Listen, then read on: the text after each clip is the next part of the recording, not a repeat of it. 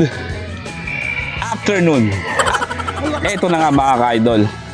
So ayun mga ka-idol, nandito tayo ngayon sa Sagupaan Game Farm, dito sa farm ni Sir Patrick Antonio.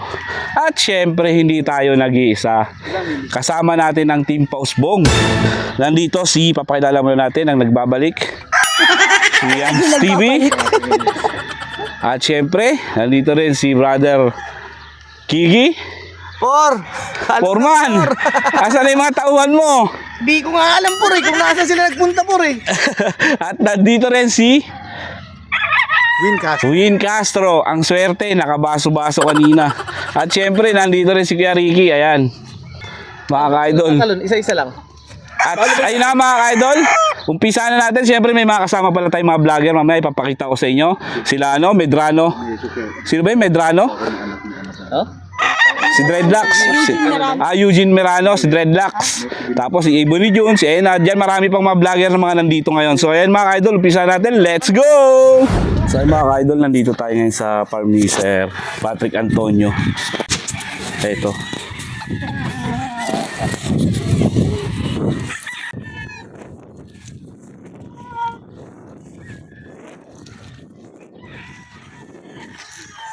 So, napapansin nyo mga ka-idol, sila naka-t-shirt ng Sagupaan. Pero hindi sa atin nagkasya, kaya hindi natin masuot. Maliit. Ako yung pinakamaliit eh. Kasi pagka tinuloy-tuloy ko yung lakad na parang suman tayo, baka atakin tayo.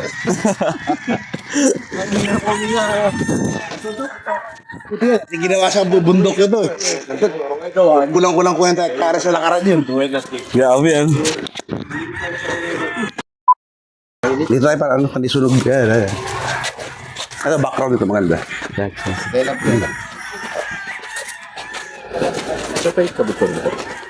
Makakang ko na lang para ano. Kuha naman yan, di ba? Ayun naman ako.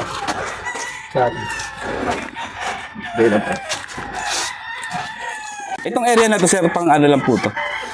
Ito dito sa farm na pinuntahan nyo ngayon is, ayoko nga sinasabi location, alam nyo na, di ba? But I'm sure people know where it is naman. But anyway, ito mainly is 4-hour conditioning. Conditioning concentrated talaga itong lugar na to. So lahat ng mga pilina na galing doon sa bundok, which is, like I said, hindi na sa pag-ano, maliit lang. Nasa 40 hectares lang. Hindi, 40 hectares yung para natin, andun ngayon yung mga breeding natin, no?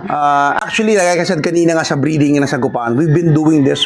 We've been breeding noon pa. Actually, buhay pa yung aking late Uncle George, cousin ng father ko. Nag-breed na, pati ako.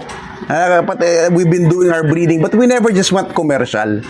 Na, hindi naman sa pag-ano, but syempre, sa mga kinukuha namin, mga kaibigan namin, mga breeders, di ba? Kilala ko, kinukuha natin ngayon si Tito Bebot, no?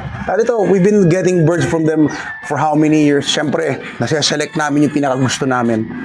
Yung mga tawag dito, we use them for our own breeding, then we infuse the same pretty much line, and naging Sagupaan bred na sila. Di ba? So, tawag dito, it's, sa kagaya ng sinasabi ko, kung marami siguro kontra dito, hindi lang naman talaga it's about breeding. Kasi gusto ko rin mai-tackle dito ngayon yung sinasabi ng iba na parang, dito, galing na manok ni Pedro, di ba? Kakar lang si PA. It's not that eh. Ang point ko dito is, maraming magaling na breeders, pero pag walang magaling na pipili at magpapakilos sa manok mo, wala ring silbi ang galing na manok, di ba? Gaya sinasabi ko lagi, I don't know, it is went viral sa isang sinagot ko na nun. So, parang kunyari lang, bibigyan ko si idol dito ng Ferrari. Pero hindi mo naman kayang i-maximize yung lakas, bilis, galing ng Ferrari. Hindi ka rin manalo ng karera. It has to be both, it should work hand in hand. Someone should be, meron tao na magaling pipili, hinahanap niya sa isang breeder. Nakuha niya, hindi pa tapos ang challenge doon. Diba? Pagdating sa farm, kailangan mong alagaan, kondisyonin, i-maximize yung galing ng manok na yun. Diba? So, sa akin, kung mayroong kukontra, wala magagawa. But for me, experience-wise, with all the years that I've seen us working with other breeders, tawag dito, At the end of the day, dito pa rin malalaman yung pinaka-final resulta ng manok. Because yung pinili mo doon, kailangan mong dalhin dito, i-condition, ayusin, at i-maximize. So through the years na ginagawa namin, when nakaipon na ng maraming mga winner, I also go to the States, dito. Yung mga magagaling naming winner, na-infuse na rin namin sa mga own materials namin na same bloodline. Diba? Parehas na mangga, mag-ibang puno nga lang para walang inbreeding.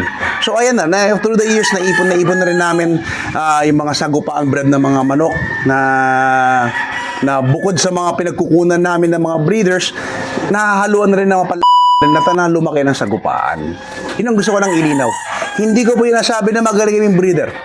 Like I said, walang pinakamagaling na breeder, walang pinakamagaling na cocker. If you agree with me, ganoon yung camera ninyo. Diba? Everybody is good at their own right. Gaya ng sabi ng ama ko, it evolves. Diba? Walang magaling ngayon. Diba? Dito, ang father ko naman, one of his point naman, kaya nga, mas, we still buy roosters or get roosters from our breeders, our friends. It's because hindi naman porket nag-mate ka ng lahat yan ay pandiinan na.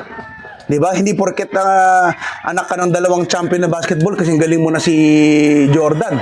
Diba? Ganun yan eh. So, iba pa rin yung talagang napipili mo yung gusto mo. No? That's how my father thinks. And then, yung mga napili mong gusto, even with us, yung mga nabibreed namin, it doesn't mean na lahat galing sa winner. Marami kami ginagamit na multiple winners. Sa 100, may swerte na, may 10 na maayos na nagmana talaga. See, those things happen eh. So, ako hindi ko gina-justify na yung anything or something na mga kumakalat sa social media here. I'm just clearing the air out na, diba, we're here, we're doing our part. Ang pinakapake talaga ng sagupaan is to help other cockers to improve also in what we love. No? Iniiwasan namin yung mga chismis. Wala naman yan, di ba? Di minsan, di natin may iwasan, may mga keyboard sa bung... Di ba? So, hayaan mo na lang sila. Hindi sila happy, but tayo, we're happy to help others. That's why, ito nga, no, we started the sagupaan na cockfight school also. Inumpisa namin to, not to profit. It's not that. Kung meron man pumapasok sa side namin, it's basically just for, binabalik namin, for the buffet food, for the hotels, for everything. Diba? Hindi naman sa bagyaman, hindi naman kailangan yun eh. It's, ang gusto ko lang dito is, andyan ang father ko, tawag dito, and people come here to really see and hear what he says. At I'm very proud nga sa 3 batches na nagkaroon na po ang sagupaan, and a lot of the first, second, and third batches na mga estudyante natin dito, I cannot say names kasi iba doon ay endorser ng mga ibang produkto. They have used secretly, siguro, and basically ang nagamit nila is yung mga technique na nakuha na nila dito. They all say one thing, it all works. At marami nagugulat pagdating sa mga tips ng father ko, yung mga ginagawa namin dito. It's all natural. And everything that we use are Sagopaan products. Gaya na sabi ko nga kanina, all of Sagopaan products evolved or revolved around his own experience. Yun ang isang hindi mo mabibili sa tindahan, experience. Diba? You cannot change that. That's one thing. Yes, sir. Pagdating sa mga conditioning niyo, sir, paano niyo po kinokondisyon yung mga manok niyo bago niyo isabak sa exam? Meron tayong selection, of course. Selection process, kung saan nakita niya, ang daming mga boys dyan. They bring yung mga candidates. Parang eskwela rin siya eh. Parang sabi mo na lang Air Force School, Top Gun. Lahat ng candidates ng barangay 1, 2, 3 dadalhin, pipiliin, pasikip ng palit hanggang maiiwan na yung pinaka-top gun. Ang kagandahan dito, siguro masasabi ko, one of the good qualities ng sagupaan, when I say that, my father, and yan din ang lagi ko nakita when I was still through the years I was growing up, ever since, hands-on po siya. Yan ang masasabi ko. He never relied on let's say example lang on one handler na okay ba pero pusta. Okay boss. 'Di ba? Totoo lang kung gano'n ang ugali mo, meron ba magsasabing handler, boss, huwag mo pusta. 'Di ba? Pero pustahan. Boss, hindi. Ba't mo isasali? 'Di ba? Kaya ang sinasabi ko dito is everything that goes on the ring sa araw ng my father. Patrick Antonio does it. Yan, tama sinasabi ni Oliver Warhorse. Very hands-on ang ama ko. Di ba, people who doesn't follow yung TikTok ko, you can follow Team Sagupan, you can see there a lot of pictures, and you can see na the man behind Patrick Antonio, isang lolo, isang ama. Di ba? Dito, kasi gusto ko rin makita nila na who Patrick Antonio is. Because years ago, Patrick Antonio or Sagupan was not like this. Lumaki ako when I was like around 8 years old, ang mga manok po namin. Nakatira kami sa Mandaluyong noon, hindi sa loob. Sa labas, ilinaw lang. Okay, hindi po sa, kidding aside, we used to live in Guerrero Street. Sa Mandaluyong po yan. Ang mga manok ng ama ko noon, saka ng uncle ko, si former Governor Alvaro Antonio, andun lang po mga manok noon. Nakasoga lang sa tabing kalsada, tabi ng kanal, literal. Okay, bago sa likod, 4 na butas sa apartment dyan sa likod, may ilang nyog na nakatayo noon, andun yung 2x2 tuntungan, bago andun yung mga kawayan na kulungan. Pat ko tandang-tanda, trabaho ko noon yung tagapagpakain, pagpainom din. Okay, kasi mga tito ko, ama ko, puno magmamanok. Saan ka pupunta? Alam mo magkalapati ka. Di ba? So, napunta rin ako doon, no? Dito, and then after that, medyo lumaki ng konti ang operasyon namin. Dito, ng father ko, nagkaroon ng kami ng duplex na parang nirerentahan doon sa Maginoo Street. Hindi ko makalimutan rin, meron siyang nirenta na ilang daang square meters sa harapan.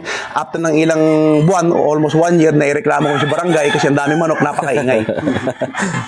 Kung kayo po ay pamilyar sa Kalayaan Island, yung Kalayaan Street, Kalayaan ba yun? Ano ba yung kalsada yun sa may Quezon City? Kalayaan Avenue. Kalayaan Avenue. Di ba lalaki na island po doon? Wala pong biro ito Kasama ko ang daddy ko noon, tagadala ako ng mga manok noon, nakabike pa kami noon, doon ng manok ang tatay ko noon. That's the small, humble beginnings ng father ko. First farm na nagkaroon kami was in Marikina noon. Hindi ko makalimutan. Sa Marikina, bago lumaki na lang. Kung one of these days, I would also like to invite you yung sa awarding natin. At kayo kasama. Mag-lunch tayo sa farm. Ayusin natin yun. Schedule natin yan. Doon, nag-umpisa yung unang malaking farm niya. Kung saan nakatayo ngayon ang headquarters sa Gopaan, Super Feeds. Andun yun. Kung nakita nyo na po sa mga social media, picture ni Erpat na batang-bata pa siya, nakaganon siya, black and white, may sambuanga white. Yung puno na yan, kung saan nakatayo ngayon ang guardhouse. Doon yan, natatandaan ko yan. In fact, a lot of famous handlers, I don't want to say names, but doon nag-umpisa, natatandaan ko yan. Doon sila nag-umpisa, naturuan ng ama ko. Marami rin siguro natulungan ng ama ko. Diba? Hindi siya perfect, but sa akin, hindi na dahil ama ko siya, dinaangat ko ano niya. But ito, I'm talking from experience. Because through the years, nakita ko talaga. Diba? And ano pa bang may dadagdag ko dyan? Yan, from there, ito pa sa, hindi naman Cinderella story, pero sibag at tiyaga talaga. Sinasabi ko lagi ng ama ko, pag tanongin niyo siya, ang mindset niya, pag pumunta sa hindi lagi mag-champion. Imposible yun. Sino sa atin dito ang hindi pa natatalo? Kung meron, bugbugin na natin. Di ba? Wala. Lahat tayo nakaranas ng talo. Nabubugbog din. Natatandaan din namin yun. Kaya ang father ko is always go in there with the firm set that yung mga manok mo, ipapalong ginawa mo, yung pinagpaguran nyo, yung from conditioning to pointing and everything, selection. Diba? Ilan yung lagi niyang sinasabi. But at the end of the day, you really have to work hard for it. Diba? Sa akin, masasabi ko sa mga nagmamanok, let's all stay humble. With what you have accomplished, with what you have earned through the years, mga ano mo, hindi naman yabangan ng sa diba? Dahil ito, minsan lang talaga, may mga tao na, I don't know, no comment. But sa akin, the one thing na lagi sinasabi ng mga ko, stay humble. Diba? Ano ba mga magandang tips ni sir sa mga nag-uumpisa pa lang? Sa mga nag-umpisa lang, first, start right. Kung breeding talaga ang gusto mong pasukin, dahil sa akin, invest in materials. Iwasan po natin yung mga givens na linya. Given by Pedro, given by Juan. Di ba yung mga hingi? O sa Ilocano, dawat, game farm, tawag namin. May Ilocano ba dito?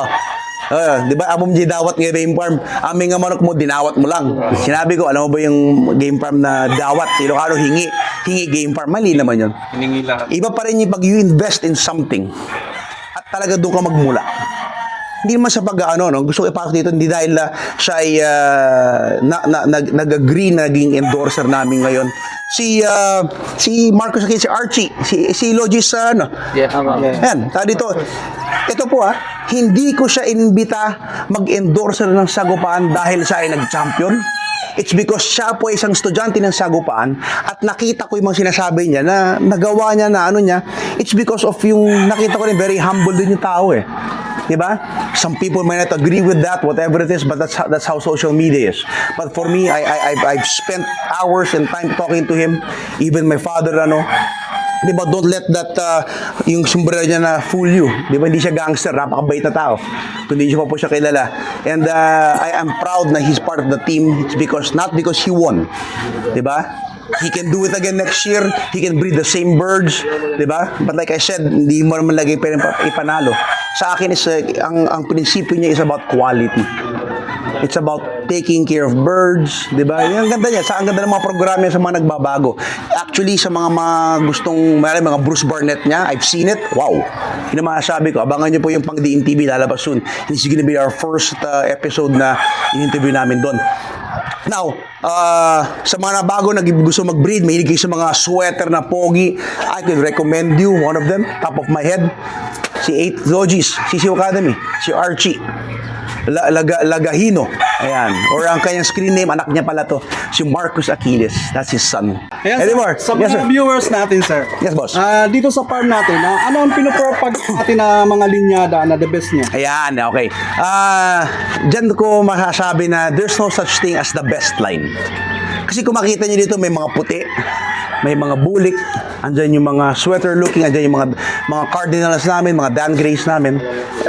For me, sa akin, it all boils down kung sino yung nagpe-perform.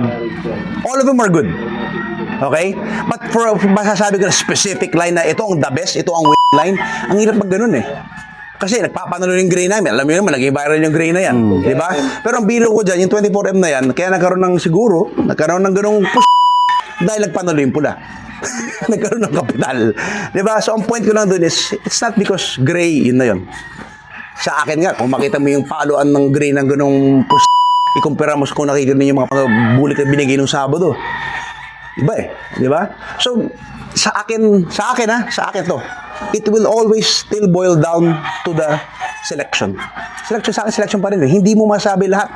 Okay eh. Mamaya, maikot kayo, andan yung mga manok na ginagamit namin. Iba dyan, magaling kay Tito Bebot, kay SF Game Farm Stallion. Iba dyan, breeding na nga namin. Di ba? So, tawag dito, everybody's there. Ano pa po? Wala na. Salamat po, sir. Yeah.